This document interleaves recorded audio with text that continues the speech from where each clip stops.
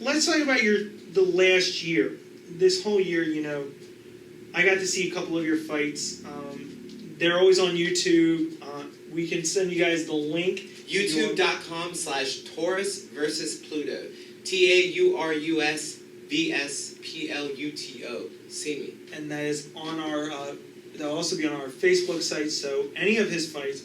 And I've had a chance, because you are, how many times have you won the collegiate title now? This is my second year winning it. I'll be a junior going in this year. And it was funny, I'm on Facebook, and I see a picture of you, and I'm like, what, a belt? And then I'm going back, and I got the newsfeed, and I saw your fight, which I thought was fantastic. Thank you. But I heard the story. We're going to talk a little bit more about this ride in the car. We'll get into a little bit later. Tell me about that decision when it was handed down. Because you're in the car, and you tell me, and I'm like, oh, this is worthy. Okay,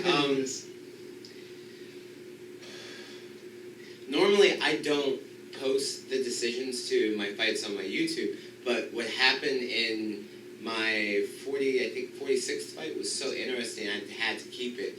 I won the United States Intercollegiate Boxing Association title for my second year in a row. But this time it happened in California at the University of California at Northridge. My opponent was a very game, incredibly tough, awesome opponent, Andrew Mendoza. If you get the chance to look him up on YouTube, he's incredible, to be honest with you. He's really long, very lean, hard puncher.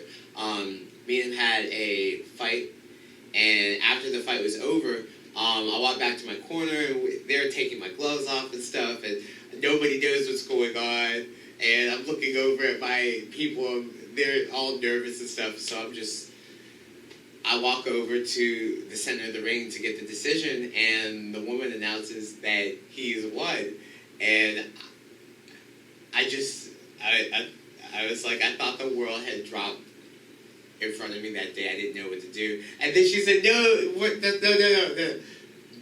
The winner is Jarrell Brackett from Amature and College. I was like, Hey, to be honest with you, I think it reminded me of the moment when Ebony found out she was on Top Model during season 1. It was like that. So if you want to see the reaction, you can go to my YouTube and see that. Pittsburgh, Pennsylvania, the week after the Delco boxing show that we aired, they decided to put a ring on a bridge. On the Roberto Clemente Bridge in the middle of Pittsburgh. And it was Team Cuba, versus Team Pittsburgh, or... Yeah, that's it. That's what it is. I did not see your fight, but I know from the Facebook world, because I know one of our buddies, Steve Cunningham, he was out there too. He had, I believe, a fighter in that pro event too. He had an experience. Your experience was completely 360. I have not seen the fight, but I've heard it from your account. I gotta ask, what happened? My corner stopped my fight in the first round at 2 minutes and 40 seconds. It's like very close to the end. I had been moving to my right, and I slipped on something, and the kid caught me with an uppercut that hit off the top of my head, and I fell backwards.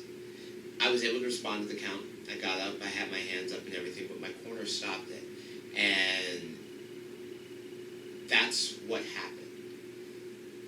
Now, other than that...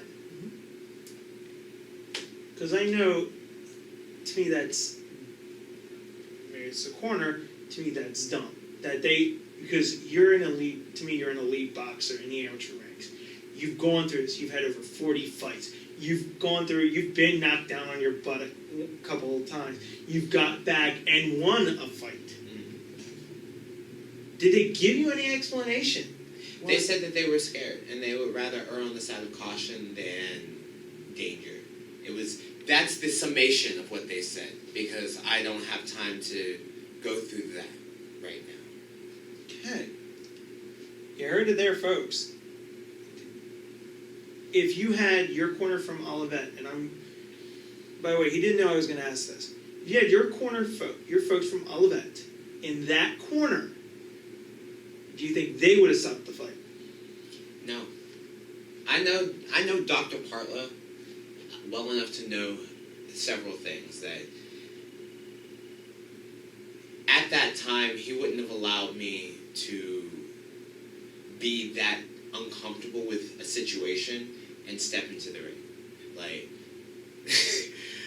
I feel like I can't wait to see you, man. Like, he takes care of his fighters in the ways that they need to be taken care of as adults. And personally, I appreciate that, because as a fighter, I have needed that, especially in my corner. Robert Brown and Rich Donnelly are great cornermen, but they don't know me.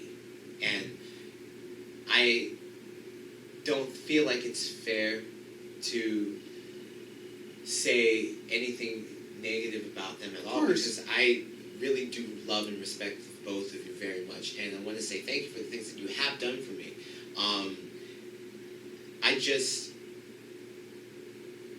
I realized that I was in a weird situation being at that fight, because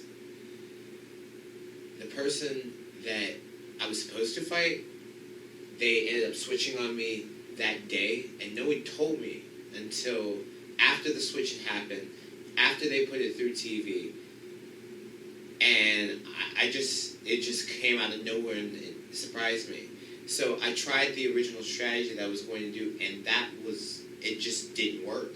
It just was not going to work, and I was working through myself, deciding what else to do, and I didn't get a chance to even go back to my corner to ask them that question. I really wish I had asked that question. One thing is, when I came out, I am left-handed, and I decided I was going to come out left-handed and be a left-handed fighter, and this was a new thing for me because I didn't normally do that. But maybe I should have, because the person that came out, he was left-handed, and he was also 6'3", I think, and it was very different. It was a very different fight than I was expecting. It was like I was fighting a normal fight with another person who was right-handed, you know what I mean? And I realized that I didn't want to have that fight. I was just tired of having this fight. But the problem is that I didn't enact the switch fast enough for myself. So, because I didn't do that, I put myself in a dangerous situation, and I made a bad decision. So what you would say if we're going to be tying this in, because I always trust your input on this, as most of our viewing audience know, I am slowly getting ready for my first fight. I do trust my trainers. If that happens, should a fighter just be out there and saying, no, this is not right? I don't understand what you're saying. Should a fighter step in if they feel the fight isn't right, even if they're training? Yes. Yes. Yes. I'm looking at the camera right now, and I hope if you are a fighter and you are watching this, one day I hope you see me say this, and I hope I always feel this way. But if you were the fighter, you are in control. This is your fight. You're the one who has to step in there. You're the one who has to wake up in the morning and of the fight, decide to get your pants, underwear, shoes, socks, hats, gloves, and everything together, go to that venue to have a physical altercation with someone who might kill you, whose literal objective is to try to kill you with those two gloves in the middle of that ring. And they have been taught from a specific area how to do this. And it's your job to be brave enough to get in the ring and do that. So you are in control, fighters. So if your trainer tries to push you to do something that you don't want to do, don't do it. If you feel emotionally that you shouldn't do something, then you shouldn't do it. What are you looking forward to in this next semester? I'm looking forward to doing what God's telling me to do. Like, it's weird. I think that the one thing that we haven't touched on in any of this interview at all is that my job is to be led by God. Like, wherever God takes me, tells me to go, that's where I go. I believe that there's a beautiful path that every one of us is supposed to walk. And that path is just doing and conforming to what God has for you to do. And that's what makes this life easier. And for me, my life has become incredibly easy ever since I learned that and started doing it. And things seem to open up and close when they need to. And even the things that I've seen as being bad have worked out incredibly well for me. I mean, like, even with the experience that I had from the boxing match itself, some of which was my fault. I mean, I got hit. If I didn't go down, we would be having a conversation right now, but he caught me, and that is what happened. So what's happening next is that I can't wait for my next fight. I can't wait to fight again. I can't wait to throw punches at whoever I'm throwing punches at. I can't wait to meet the 2016 fall Olivet College boxing team. Whoever you ladies and gentlemen are, I love you, and I want to make sure that I'm there for you in every way I can be. I can't wait to get back to Olivet safely with my car and move into the brand new Kappa Sigma Alpha house. I can't wait to move in there. Oh my goodness, I get to live with these frat boys in the brand new house that's on campus, like with the two Derricks. Oh man, there's just so many little things that just are making me smile right now. We can't reveal some of that stuff. There's a lot that we can't reveal, but I can't wait to see my friends Ryan and Dylan and Eric in Pittsburgh again before I go back. I can't wait to finish this trip out in Philadelphia. But the most happy thing for me, I can't wait to figure out what I'm supposed to do next. Hear it from the horse's mouth. Mr. Jarrell, Hall of Fame class of 2015. Jarrell, thank you. We are going to, again, not air yours truly being sparring, just because, quite frankly, yeah. So Ricky had this. But you heard his website. You heard his sites. We'll have it up. And anytime, and I gotta say this to Olivet College, the boxing team out there, you know we will talk about you guys on Monsoon Live. But for now, I'm Jeffrey Monsoon Meisick, and as always, keep it real. Later days from the arena. Okay.